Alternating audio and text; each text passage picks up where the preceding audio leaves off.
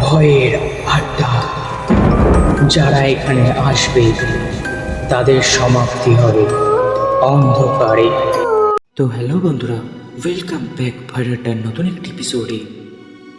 তো বন্ধুরা, আজকে যে ঘটনাটি বলবো, ঘটনাটি বেশি বড় না। তো ঘটনাটি আমাকে বলেছে সাহিদ। তো সাহিদ যেভাবে ঘটনাটি বলেছে আমি ঠিক একইভাবে পড়ে শোনাচ্ছি। তো চলো বেশি কথা না বাড়িয়ে ঘটনায় যাওয়া যাক। ঘটনাটা প্রায় 5 বছর আগের। আমাদের গ্রামের কবরস্থানটা একটু আলাদা জায়গায়, চারপাশে আম গাছ, ঝোপঝাড়, আর সন্ধ্যার পর সেখানে কেউ যায় না।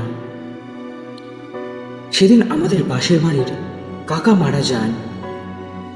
নাম ছিল রফিক। কাকা খুব শান্ত মানুষ ছিলেন। দাফন করা শেষ হয় বিকেলের দিকে।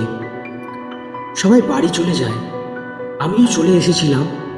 কিন্তু সমস্যা শুরু হয় সেদিন রাতেই। রাত তখন প্রায় 11টা।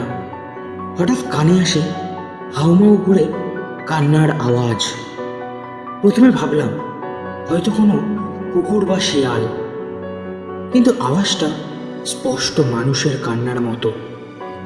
আর ভয়ঙ্কর বিষয়, আওয়াজটা ঠিক আসছিল কবরস্থানের দিক থেকেই। আমি আর আমার এক বন্ধু সাহস করে বাইরে বের হলাম। কবরস্থানের কাছাকাছি যেতেই শরীরটা ঠান্ডা হয়ে গেল। কান্নার আওয়াজ তখন আরো পরিষ্কার। মনে হচ্ছিল কেউ কবরের সামনে বসে কাঁদছে, কিন্তু সেখানে কাউকে দেখা যাচ্ছে না। হঠাৎ দেখি রফিক কাকার কবরের মাটিটা একটু নড়ছে, আর ঠিক সেই জায়গা থেকেই কান্নার আওয়াজ আসছে। আমার পা আর এগোচ্ছিল না। বন্ধু আমার হাত ধরে বলল, চল, আর 1 সেকেন্ডও না। ঠিক তখনই কান্নার আওয়াজটা থেমে যায়।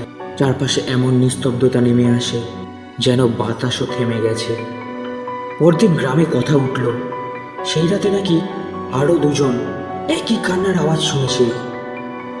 এক বৃদ্ধ মানুষ বলেছিল, যার আত্মা শান্তি পায় না সে নিজে কবরের কাছে কাঁদে। আজও ওই কবরের পাশ দিয়ে গেলে আমি চোখ তুলে তাকাতে ভয় পাই। আর আজও নাকি মাঝে মধ্যেই অনেকে সেই কান্নার আওয়াজ শুনতে পায়। তো বন্ধুরা, এই ছিল আজকের ঘটনা। ঘটনাটি কেমন লাগলো তোমরা প্লিজ কমেন্ট করে জানিও। যদি ঘটনাটি ভালো লেগে থাকে তো লাইক, কমেন্ট, সাবস্ক্রাইব করতে ভুলো না। তো চলো আবার দেখা হবে নতুন একটি এপিসোডে। ততক্ষণের জন্য সুস্থ থেকো, ভালো থেকো।